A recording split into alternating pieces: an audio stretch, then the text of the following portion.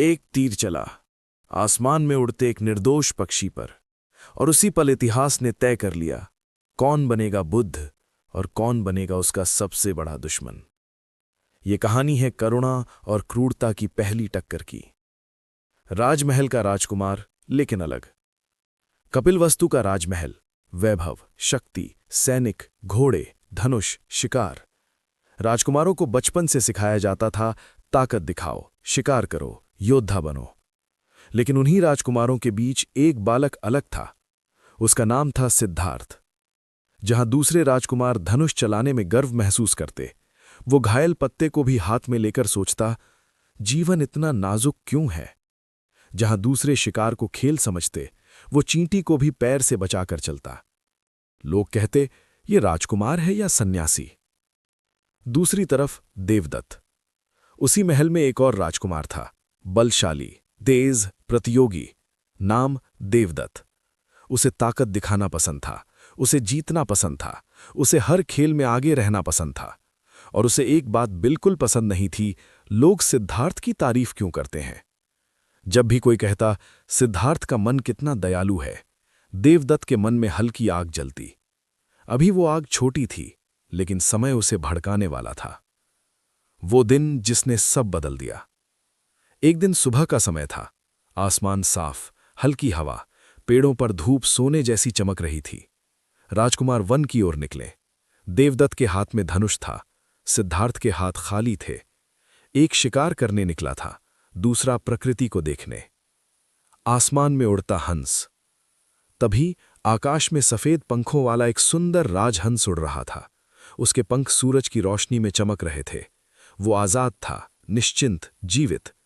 सिद्धार्थ उसे देखकर मुस्कुराए, धीरे से बोले, कितना सुंदर है, बिना किसी भय के उड़ रहा है। उधर देवदत्त की नजर भी उसी हंस पर थी, लेकिन उसकी आंखों में सुंदरता नहीं, निशाना था। वो पल जब तीर चला, धनुष तना, सांस रुकी, डोरी खिंची, फटाक, तीर हवा चीरता हुआ गया। अगले ही पल आसमान में उड़ता हंस दर्द से चीखा और नीचे गिरने लगा। उसकी पंख फड़फड़ाहट अब उड़ान नहीं, तड़प थी। सिद्धार्थ का दौड़ना। हंस जमीन पर गिरा, पंख में तीर धंसा हुआ। वो मिट्टी पर छटपटा रहा था। सिद्धार्थ का दिल कांप गया। वो भागते हुए पहुंचे, उसे अपनी गोद में उठाया। उनकी उंगलियां कांप रही थीं, आंखों में आंसू थे। डर मत, मैं हूं। उन्होंने धीरे से तीर निकाला। हंस दर्द से फड़फड़ाया, लेकिन सिद्धार्थ उसे सीने से लगाकर शांत करते रहे। करुणा का पहला स्पर्श। सिद्धार्थ ने अपने वस्त्र का टुकड़ा फाड़ा, घाव साफ किया, जड़ी बूटी लगाई। वो राजकुमार था, लेकिन उस पल एक मां की तरह उस पक्षी को संभाल रहा था। धीरे से बोले, जिसे दर्द होता है वो शिकार नहीं, जीवन है। तभी सुनाई दी कदमों की आहट। सूखी पत्तियों पर भारी कदम पड़े। देवदत्त सामने आया, चेहरे पर गर्व। अच्छा हुआ मिल गया, वो मेरा शिकार है, मुझे दे दो। सिद्धार्थ ने ऊपर देखा। आंखों में शांति थी, पर आवाज में दृढ़ता। ये घायल है, मैं इसकी देखभाल कर रहा हूं। देवदत्त हंसा, देखभाल? मैंने तीर मारा है, नियम जानते हो, शिकार उसी का जो मारे। पहला टकराव। सिद्धार्थ बोले, तुमने इसे मारना चाहा, मैं इसे जीने देना चाहता हूं। देवदत्त का चेहरा सख्त हो गया, ये जंगल का नियम है। सिद्धार्थ शांत बोले, लेकिन जीवन का नियम अलग होता है। दोनों की आंखें मिली।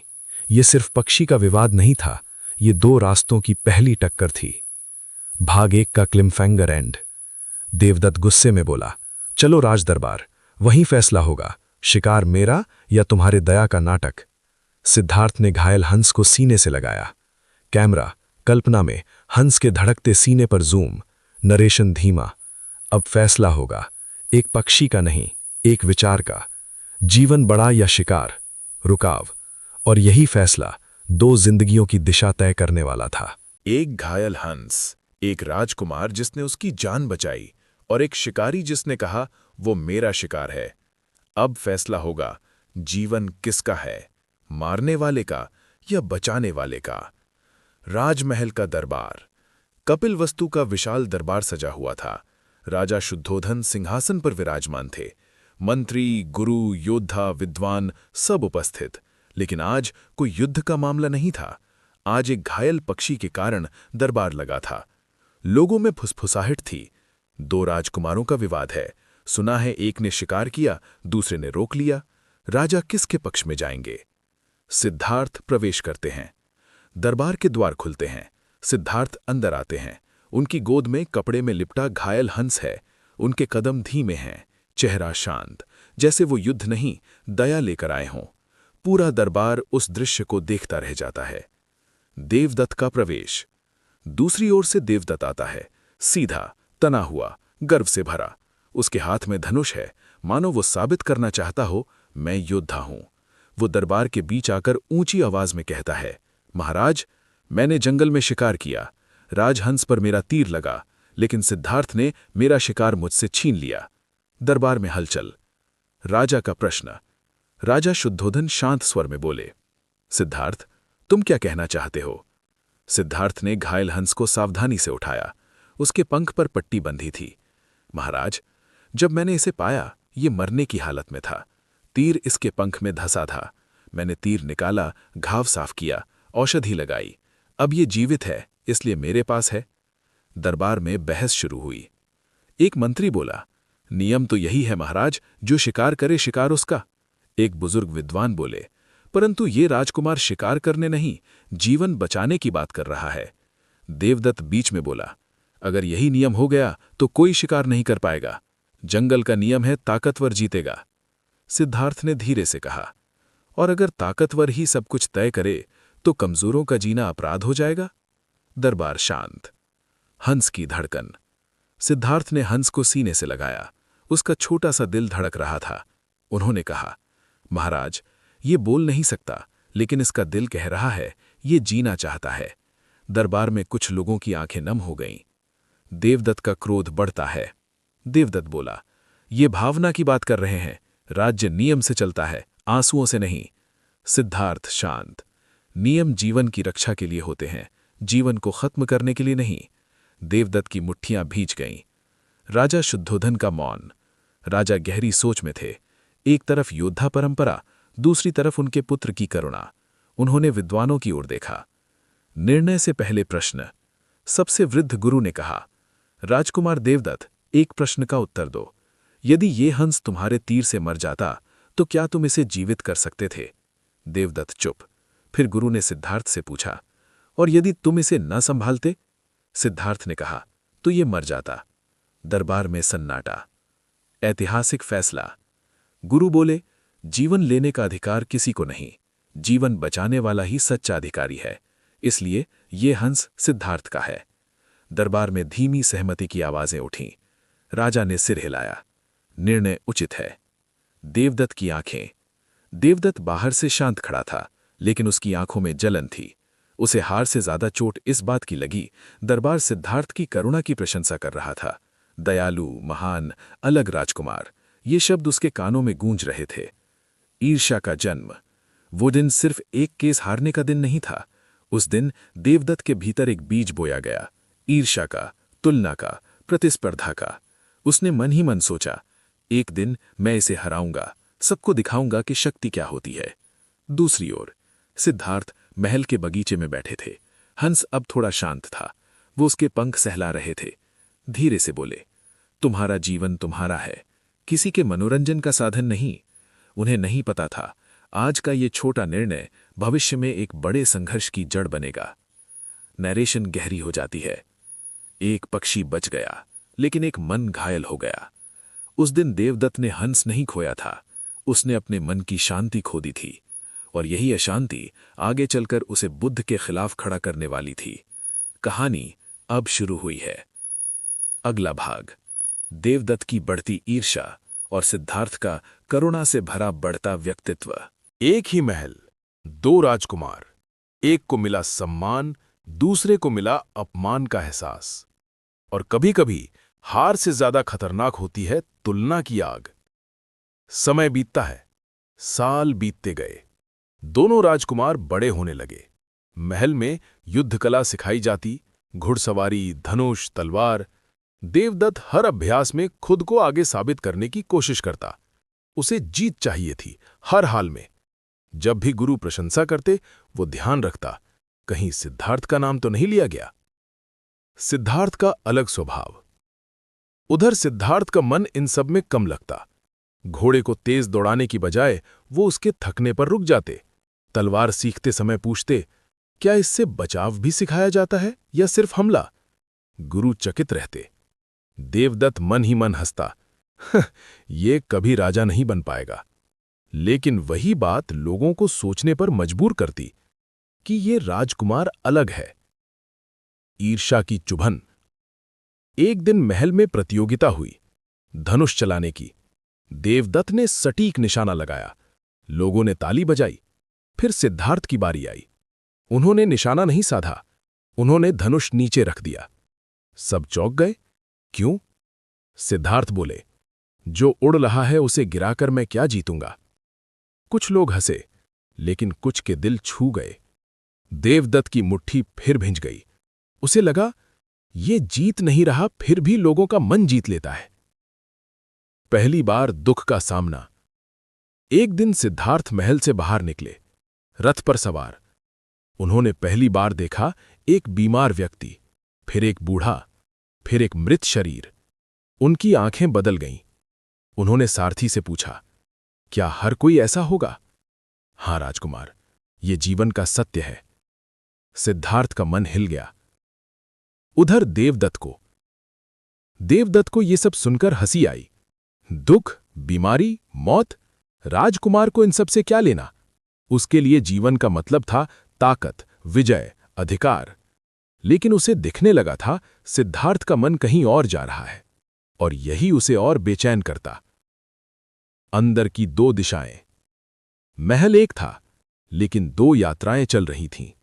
एक यात्रा बाहर की, देवदत्त की, जो शक्ति और पहचान की तरफ जा रही थी। दूसरी यात्रा भीतर की, सिद्धार्थ की, जो सत्य और करुणा की ओर जा रही थी। दोनों साथ बढ़े हुए, लेकिन मन दूर होते गए। देवदत्त का संकल्प। एक रात देवदत्त अकेला खड़ा था, महल की छत पर। उसने नीचे लोगों को सिद्धार्थ की बात करते सुना। राजकुमार कितना शांत है, कितनी दया है उसमें। देवदत्त की आंखों में जलन थी। उसने आकाश की ओर देखा और मन में कहा, तू अलग बन, संत बन, जो बनना है बन, लेकिन एक दिन मैं साबित करूंगा कि दुनिया ताकत से चलती है, दया से नहीं। सिद्धार्थ का मौन निर्णय। उधर उसी रात सिद्धार्थ बगीचे में बैठे थे। आसमान में चांद था, मन में सवाल, अगर सबको दुख है तो क्या कोई रास्ता नहीं? हवा चली, पत्ते हिले, जैसे प्रकृति भी सुन रही हो। उसी रात उनके भीतर त्याग का पहला बीज पड़ा। नैरेशन धीमा। एक ने निश्चय किया, दुनिया जीती जाएगी शक्ति से। दूसरे ने सोचा, दुनिया समझी जाएगी करुणा से। दोनों अभी महल में थे, लेकिन उनकी राहें अब अलग हो चुकी थीं। और बहुत जल्द एक राजकुमार सब कुछ छोड़ देगा। एक ने ठान लिया, सच की खोज के लिए सब छोड़ दूंगा। दूसरे ने ठान लिया, सब पाकर ही रहूंगा। और उसी रात दोनों की किस्मतें अलग रास्तों पर चल पड़ीं। वो रात जब महल सो रहा था। कपिलवस्तु का महल गहरी नींद में था। दीपक धीमे जल रहे थे, सैनिक पहरा दे रहे थे, लेकिन एक कक्ष में कोई सो नहीं रहा था। राजकुमार सिद्धार्थ खिड़की से बाहर देख रहे थे। आसमान शांत था, पर उनका मन नहीं। उन्हें बीमार, बूढ़े और मृत व्यक्ति की छवि याद आ रही थी, और वो प्रश्न, क्या दुख से मुक्ति का कोई मार्ग नहीं? यशोधरा और राहुल। कमरे में यशोधरा सो रही थीं, पास में शिशु राहुल। सिद्धार्थ उनके पास गए, कुछ पल उन्हें देखा। उनकी आंखों में प्रेम था, लेकिन उससे भी गहरा एक संकल्प, मैं लौटूंगा, जब सच पालूंगा। उन्होंने राहुल के सिर पर हाथ रखा और बिना जगाए मुड़ गए। महान प्रस्थान। रात के अंधेरे में सिद्धार्थ अपने प्रिय घोड़े कंथक पर सवार हुए। सारथी चन्ना साथ था। महल के द्वार खुले, धीरे धीरे बंद हुए, और एक राजकुमार सिंहासन की ओर नहीं, सत्य की ओर निकल पड़ा। राजसी जीवन से विदाई। महल से दूर पहुंचकर सिद्धार्थ ने अपने आभूषण उतार दिए, राजसी वस्त्र उतारे, तलवार हटाई, केश काटे, साधु वस्त्र पहने। उन्होंने कहा, आज से मैं सिर्फ सत्य का खोजी हूं। राजकुमार सिद्धार्थ अब एक साधक बन चुके थे। उधर महल में सुबह जब खबर फैली, राजकुमार चले गए। महल में हलचल मच गई। राजा शुद्धोधन स्तब्ध, यशोधरा मौन। लोग हैरान थे कि जिसके पास सब था उसने सब क्यों छोड़ा। देवदत्त की प्रतिक्रिया। देवदत्त ने ये खबर सुनी, पहले तो चौंका, फिर हल्की मुस्कान आई, भाग गया। उसने सोचा, राजकुमार का जीवन छोड़कर भिक्षु बनना ये कमजोरी है, महानता नहीं। लेकिन भीतर एक और आवाज थी, अब लोग उसे और महान समझेंगे। और वही बात उसे फिर चुभ गई। दो रास्ते और दूर। अब एक जंगलों में था, कठोर साधना में, भूख में, तप में। दूसरा महल में था, ताकत, प्रतिष्ठा, प्रतियोगिता में। एक शरीर को कष्ट दे रहा था, मन के सत्य के लिए। दूसरा मन में कड़वाहट पाल रहा था, दुनिया की स्वीकृति के लिए। सिद्धार्थ की कठिन तपस्या। वर्षों तक सिद्धार्थ ने कठोर तप किया, भोजन त्याग दिया, शरीर हड्डियों का ढांचा बन गया। लेकिन उन्हें समझ आया, अत्याचार शरीर पर हो या दूसरों पर, दोनों दुख देते हैं। तभी उन्हें मिला मध्यम मार्ग, न अधिक भोग, न अधिक तप, संतुलन। बोधि वृक्ष की ओर। एक दिन उन्होंने निश्चय किया, जब तक सत्य न मिले मैं इस वृक्ष के नीचे से नहीं उठूंगा। वो बोधि वृक्ष था, धरती शांत, आकाश साक्षी, और वहीं एक साधक बुद्ध बनने वाला था। नैरेशन गहरा। जिसे देवदत्त ने कमजोरी समझा था, वही त्याग दुनिया की सबसे बड़ी शक्ति बनने वाला था। एक राजकुमार महल छोड़ चुका था, अब वो अज्ञान छोड़ने वाला था। और जब वो बुद्ध बनेगा, तब सबसे ज्यादा जलने वाला कौन होगा? रुकाव। कहानी अब असली मोड़ लेने वाली है।